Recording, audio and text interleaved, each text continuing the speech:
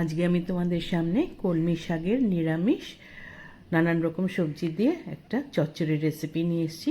কলমি শাক কিন্তু স্বাস্থ্যের পক্ষে ভীষণই ভালো। এটাতে ভিটামিন এ এবং ভিটামিন সি আছে, চোখের দৃষ্টি বাড়ায়, ওয়েট লস করে, চুলের কিন্তু সৌন্দর্য বৃদ্ধি করে এবং এর নানান রকম পুষ্টিগুণের জন্য কলমি শাক খাওয়ার কিন্তু অনেক রকম উপকারিতা আছে। আর এতে নানান রকম সবজি দিয়ে আমি তৈরি করেছি। তোমরা এইভাবে একবার করে খেয়ে দেখো, খুব ভালো লাগে। তো প্রথমেই আগে আমি বড়ি দেব। বড়িগুলো আমি তেলের মধ্যে দিয়ে একটু ভালো করে ভেজে নেব। বড়িগুলো একটু সুন্দর রং ধরলে বড়িগুলো আমি তেলের থেকে তুলে নিচ্ছি।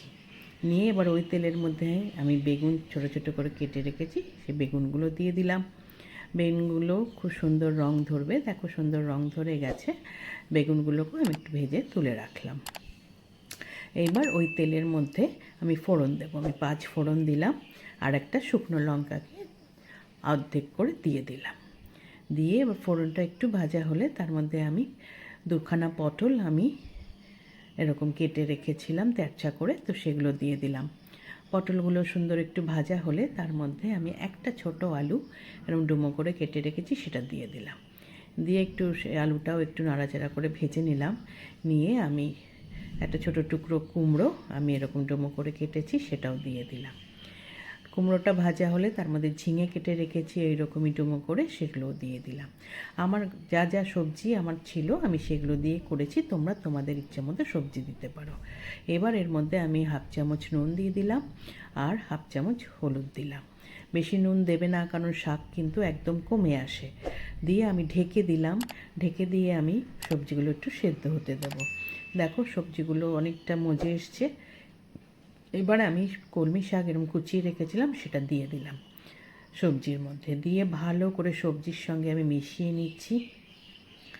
সুন্দর এইভাবে কিছুক্ষণ ধরে নাড়াচাড়া করে ভালো করে মিশিয়ে নিয়ে আমি উপর থেকে 2টো কাঁচা লঙ্কা চিড়ে দিয়ে দিলাম। দিয়ে ঢাকা দিয়ে গ্যাস একদম সিম করে আমি কিন্তু 5 মিনিট হতে দেব। 5 মিনিট পরে ঢাকা খুলেছি। আমার মোটামুটি সবজি শাক সব সেদ্ধ হয়ে গেছে। ওপর থেকে আমি 1 চামচ চিনি, 1 চামচ না, 1 চামচ থেকে কম আমি চিনি ছড়িয়ে দিলাম। যে বেগুনগুলো ভেজে রেখেছিলাম সেইগুলো ছড়িয়ে দিলাম। দিয়ে এইবার সমস্ত কিছু আমি সুন্দর করে মিশিয়ে নিয়ে আবার একটু ঢাকা দিয়ে দিলাম, যাতে বেগুনটা সুন্দর মজে যায়। বেগুনটা এবার ঢাকা খুলেছি 2 মিনিট পরে, দেখো বেগুনটাও সুন্দর মজে গেছে।